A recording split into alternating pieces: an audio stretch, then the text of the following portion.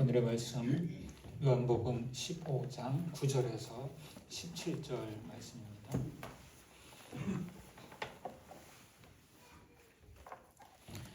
공독하겠습니다.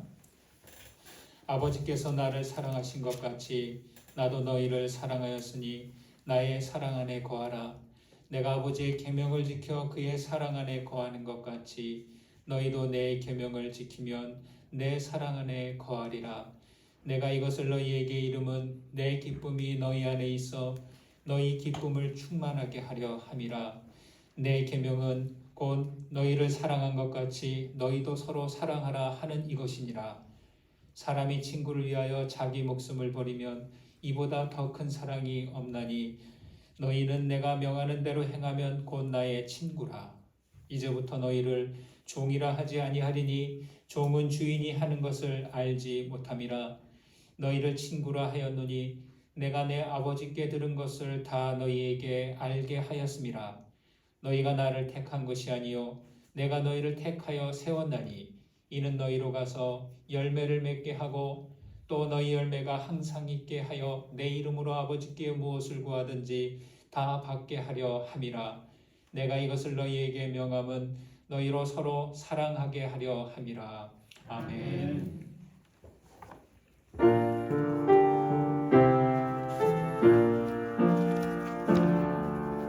주 말씀은 둥글 내게 비추는 등불. 주 말씀은 등불 내게 비추는 등불. 주 말씀은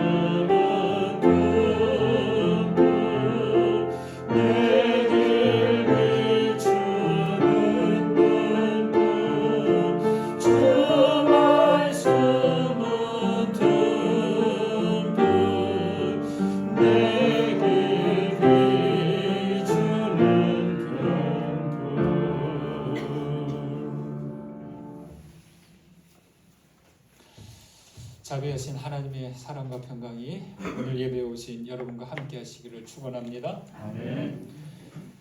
지난주 하나님과의 생명의 관계를 유지하기 위해서 그 생명의 말씀, 생명의 관계를 지속해야 한다, 이 말씀을 드렸습니다. 영원한 관계를 위해서 우리는 참 포도나무이신 예수님께 꼭 붙어 있어야 하는 가지여야 하고 예수 안에 거하여야 하고, 그렇게 안에 거하는 동안 구원과 생명의 열매를 맺는다고 말씀드렸습니다. 그리고 붙어 있다와 안에 거하다를 말하면서 접붙임에 대해서 말씀을 드렸습니다. 가지가 나무에 붙어 있는 것으로 됐다고 할 수 없습니다. 나무와 가지의 안쪽에서 수분과 양분의 통로가 연결되어 있어야 하죠. 채관부라고 하는 그 통로를 통해서 뿌리에서 가지 끝까지, 가지에서 뿌리까지 수분과 양분이 양방 통행을 합니다. 채관부를 통해 뿌리와 줄기와 가지가 하나가 되고 서로 안에 거하는 관계가 되는 것입니다. 농부는 바로 이 부분을 살피고 돌봅니다.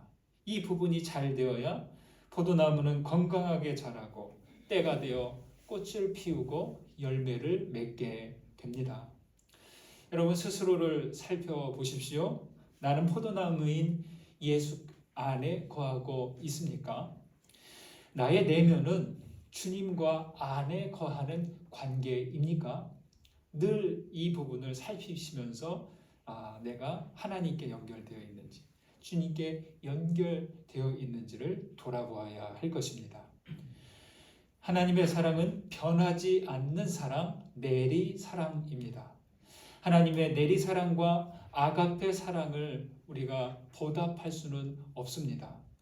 하지만 최소한 그 아가페 사랑에 반응하면서 살아가야 합니다.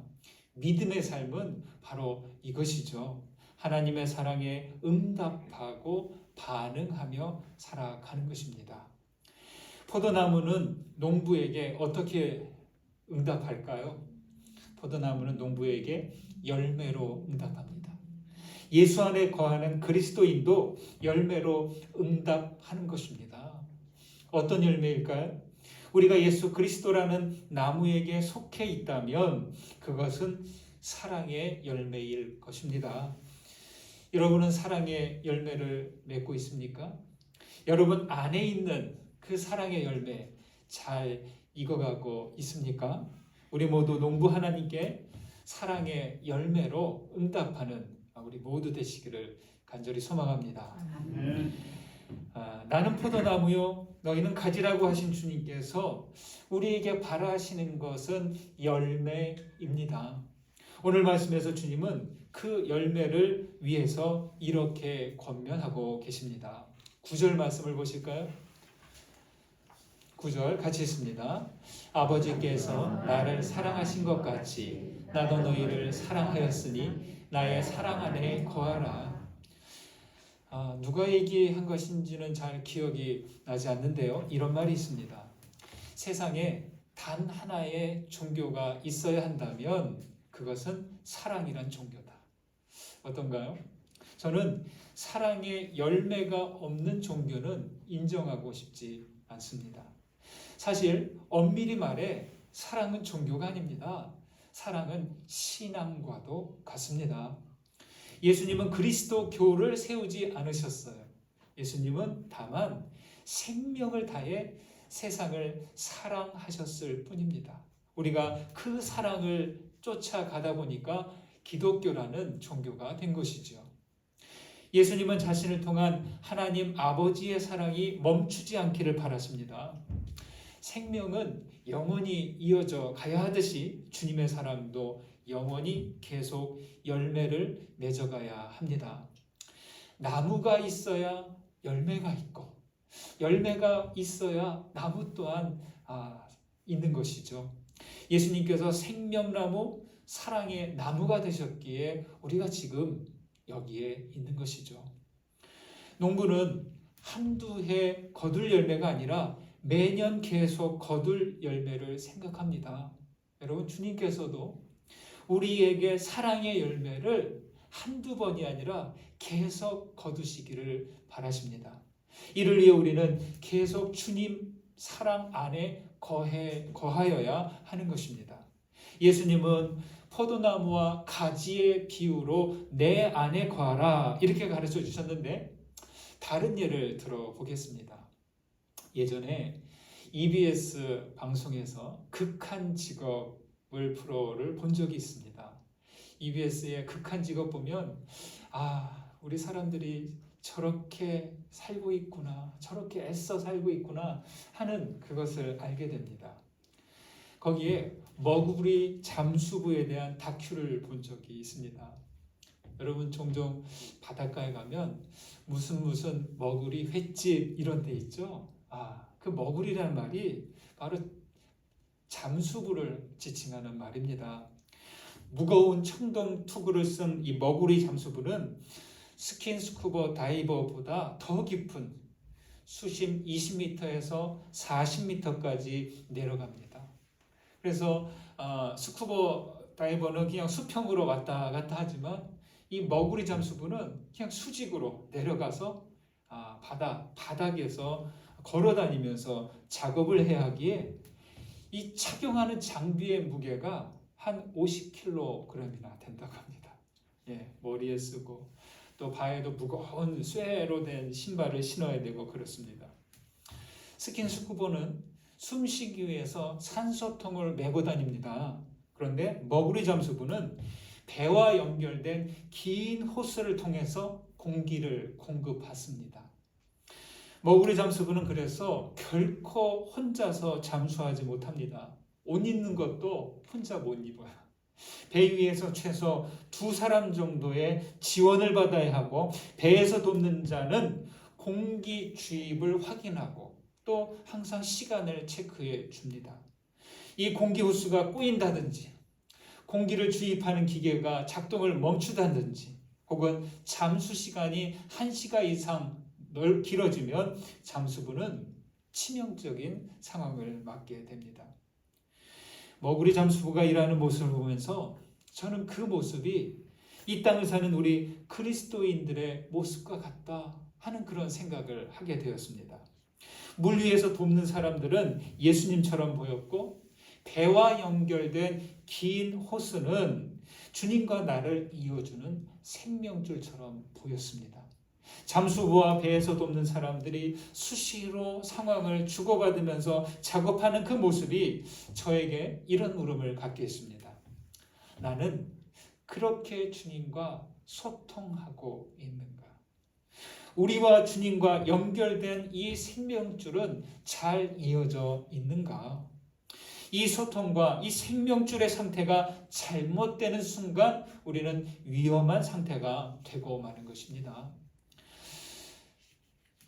저는 몇 번이나 목회의 길에서 벗어나고 싶었던 적이 있습니다. 지금까지 아무런 그런 것 없이, 걸림돌 없이 무난하게 온 것이 아닙니다. 크게 2번인데요. 한 번은 신학교 2학년 때입니다. 뜨거운 가슴으로 신학교에 들어갔잖아요. 2번째를 맞았는데 막상 신학 공부를 하면서 보니까 가정과 교회와 사회 현실을 마주할 자신감이 사라지는 거예요. 아이고, 이거 잘못 왔구나.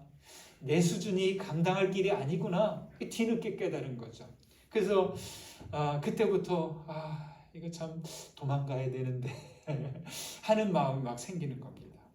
달리 말해 소명의식이 불투명하게 저어가는 것이죠.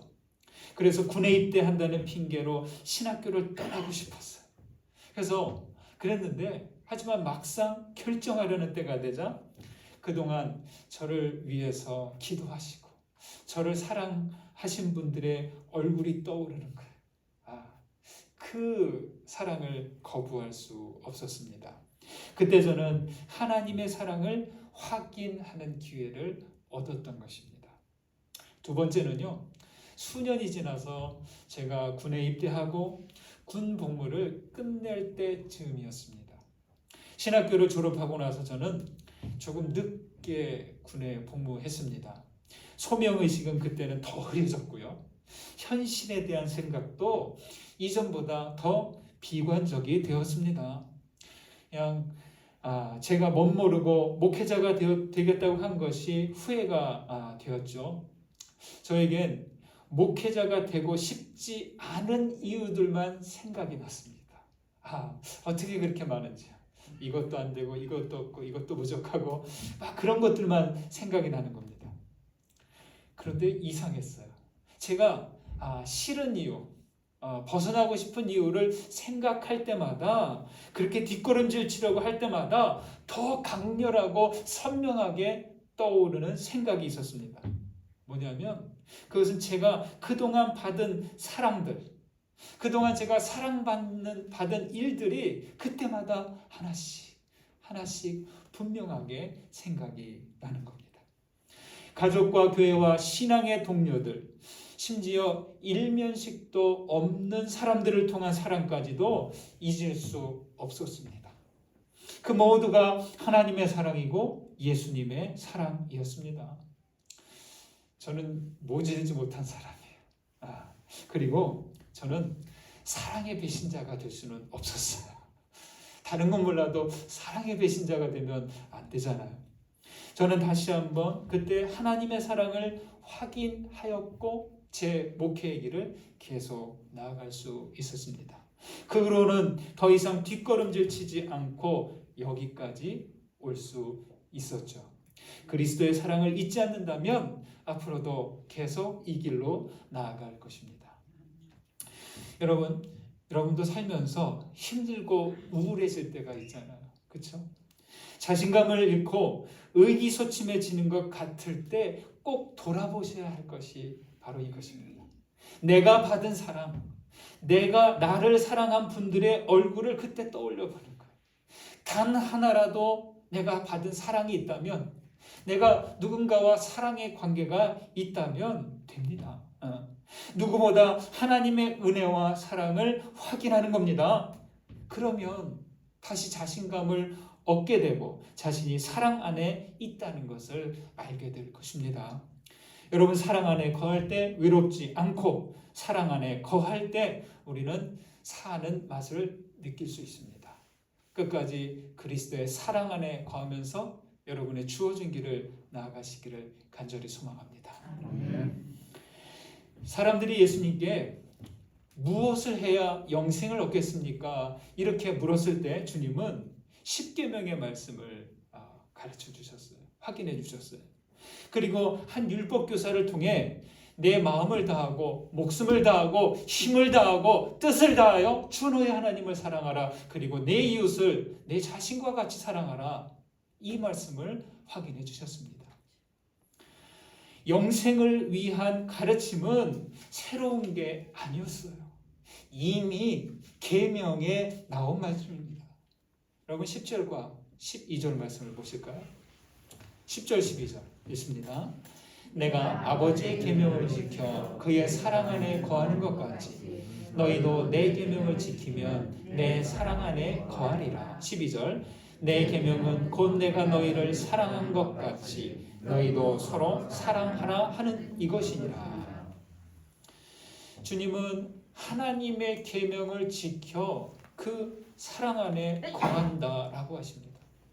그처럼 제자들도 계명을 지켜 사랑 안에 거하라고 하십니다. 주님이 말씀하시는 계명은 무엇입니까? 서로 사랑합니다.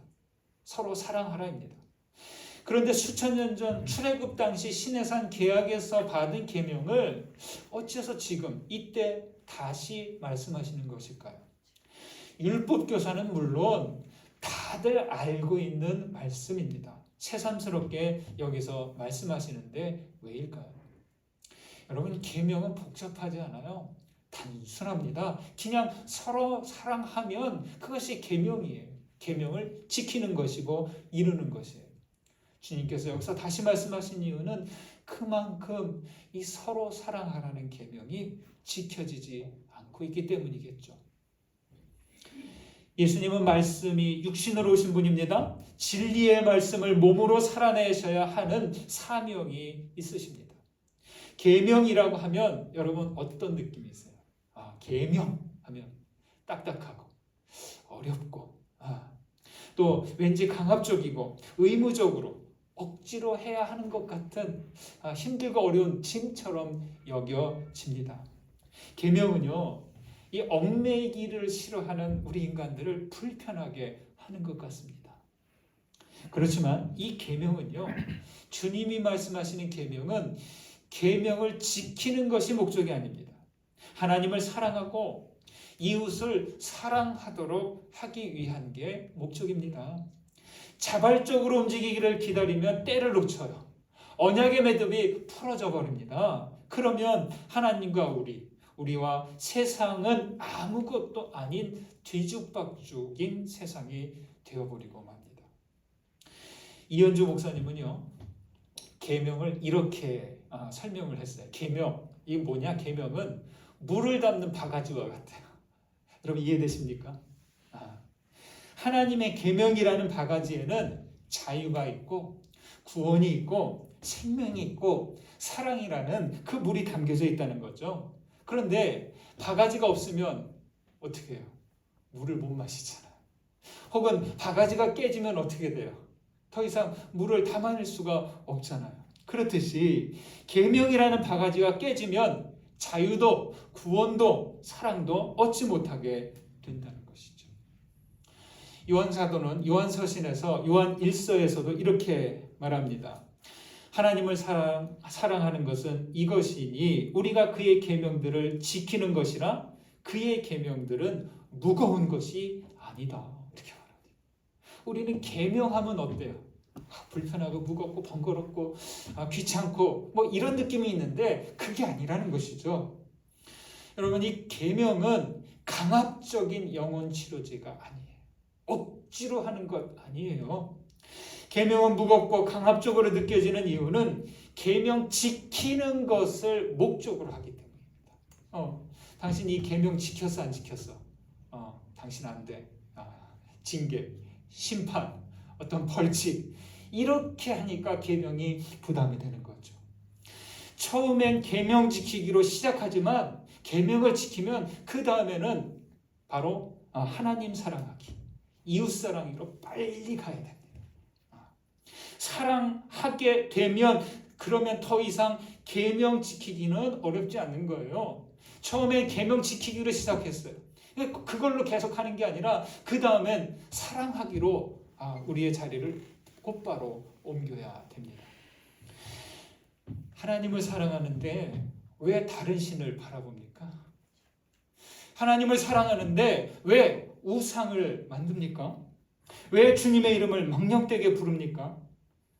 우리 부모님을 사랑하는데 왜 부모 공경하기를 소홀히 하겠습니까? 이웃을 사랑하는데 어째서 도둑질하고 거짓 증거하고 이웃의 것을 탐낼까요?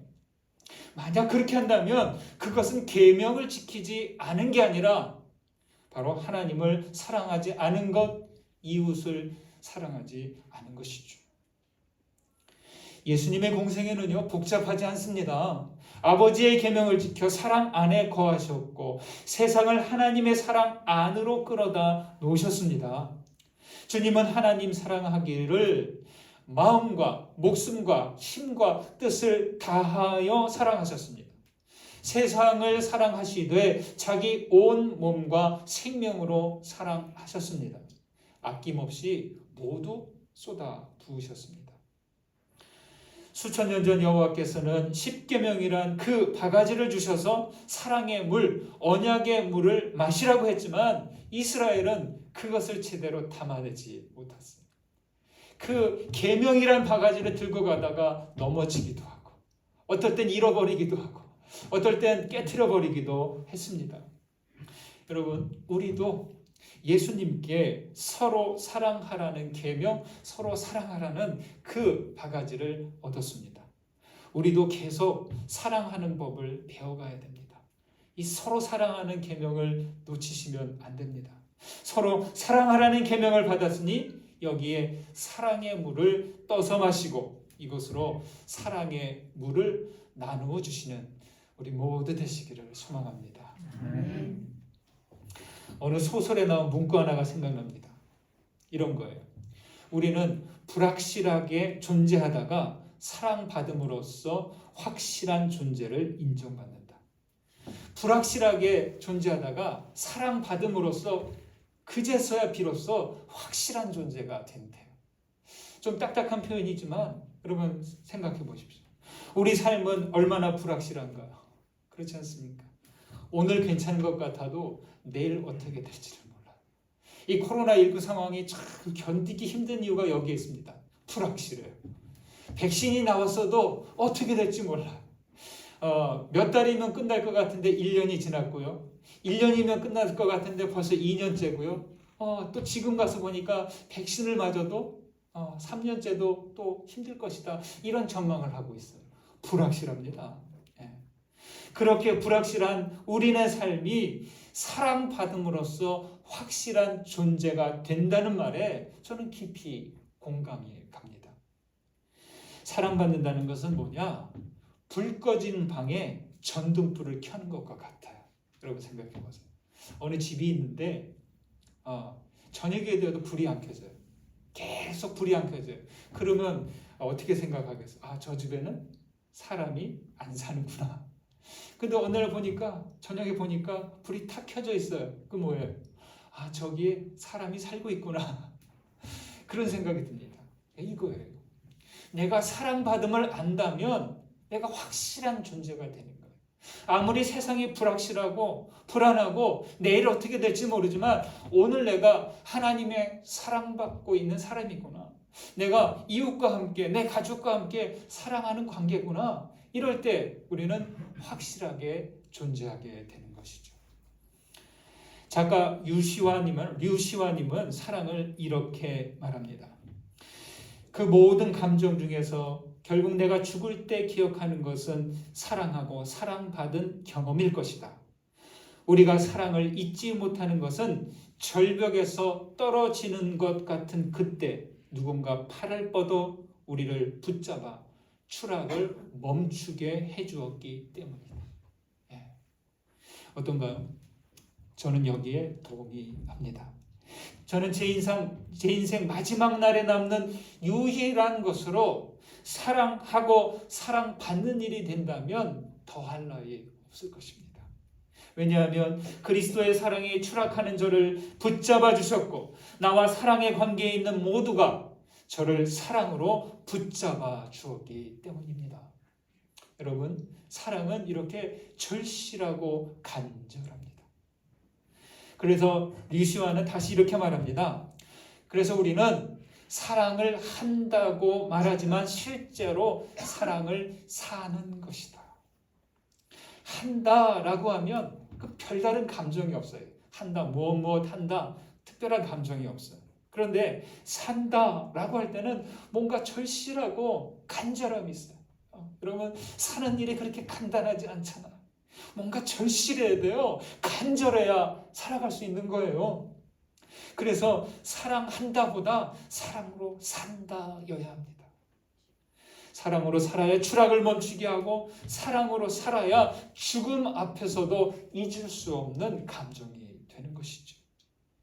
오늘 말씀에서 주님은 놀라운 말씀을 하십니다. 14절과 15절 말씀을 다시 한번 보시겠습니다. 함께 했습니다. 너희는 내가 명하는 대로 행하면 곧 나의 친구라. 이제부터는 너희를 종이라 하지 아니하리니 종은 주인이 하는 것을 알지 못함이라. 너희를 친구라 하였노니 내가 내 아버지께 들은 것을 다 너희에게 알게 하였습니다. 서로 사랑하라는 계명을 따르면 주인 종의 사이가 아닌 어떤 사이? 친구 사이가 된다고 말씀하십니다. 놀라운 선언입니다. 13절에서도 말씀하시죠. 사랑은 친구를 위해 목숨까지도 버릴 정도라고 말합니다. 종은 몰라요. 종에게 세세하게 설명해 주지 않습니다. 그러나 친구는 합니다. 세상은 십자가 이전에는 몰랐어요. 제자들도 그 십자가 이전에는 몰랐어요. 하지만 십자가 이후 부활을 경험하고 나서야 깨달았습니다. 예수의 사랑을 알았고 그 사랑함으로 자신들이 그리스도의 친구 되었음을 알게 되었습니다. 아마 어디선가 이런 말을 들어본 적 있으실 겁니다. 종은, 이런 종, 이 종은 그걸 울리기 전에는 종이 아니다. 여기 종이 있어도 울림이 없으면 이게 종인지 잘 몰라요. 소리를 내봐야 안다는 거죠. 또 노래는 누가 그걸 부르기 전에는 노래가 아니다.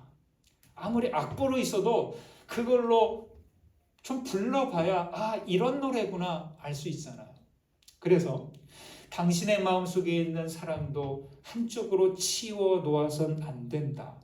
사랑은 주기 전에는 사랑이 아니니까.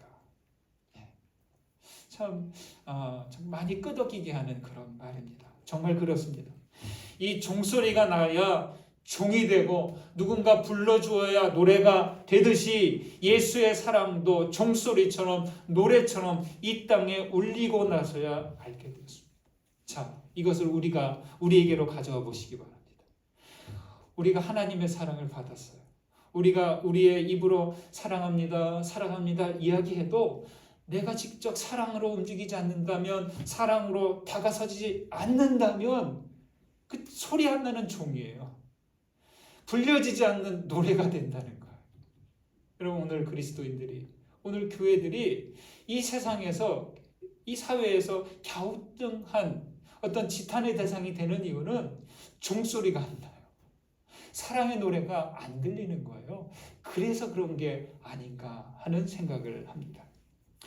이 소리를 따라서 예수께서 내는 사랑의 종소리, 사랑의 노래소리를 우리는 들었습니다. 이 소리를 따라 사랑할 때 우리는 주님과 친구 사이가 되는 겁니다. 더 이상 스승 제자의 관계가 아니라 친구로 부르시겠다는 이 이야기에 제자들은 크게 놀랐을 것입니다. 이것은 예수님과 제자들만의 관계가 아니라 이 사랑의 계명을 지키는 모두에게 해당합니다. 정말 놀랐습니다. 서로 사랑할 때 우리는 평등해집니다. 서로 사랑할 때 우리는 주님과 친구 사이가 되는 겁니다. 영국의 한 신문사가 이런 공고를 했어요. 영국의 끝에서, 가장 끝에서 영국의 수도 런던까지 가장 빠르게 오는 방법을 제시한 사람에게 상금을 주겠다. 그 상금이 무려 1,000만 파운드. 우리 돈으로 계산해보지 않아서 어느 정도인지 모르겠습니다. 어쨌든 1,000만이니까 상당히 큰 상금이겠죠. 상금이 크다 보니까 많은 사람들이 공모에 응시를 했습니다. 그리고 전문가들도, 여행 전문가, 교통 전문가, 이런 사람들도 여기에 응했고 치열한 경쟁이 있었습니다.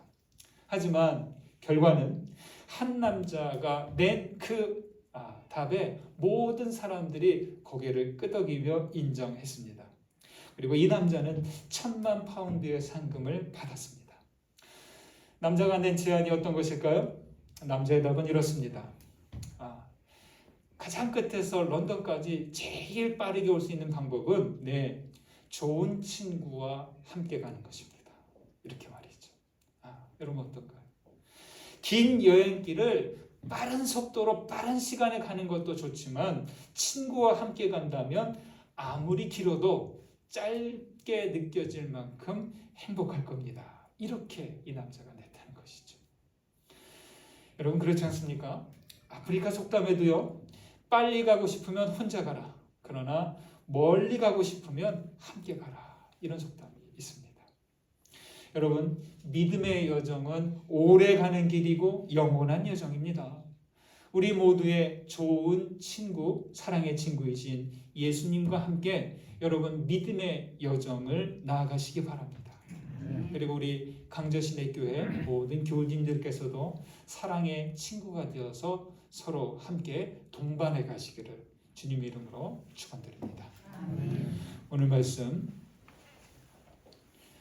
거듭의 기도 드리시겠습니다. 오늘 말씀 가운데 울림이 되고 깨달아진 것 있다면 붙드시고 하나님께 기도하시기 바랍니다. 기도합니다.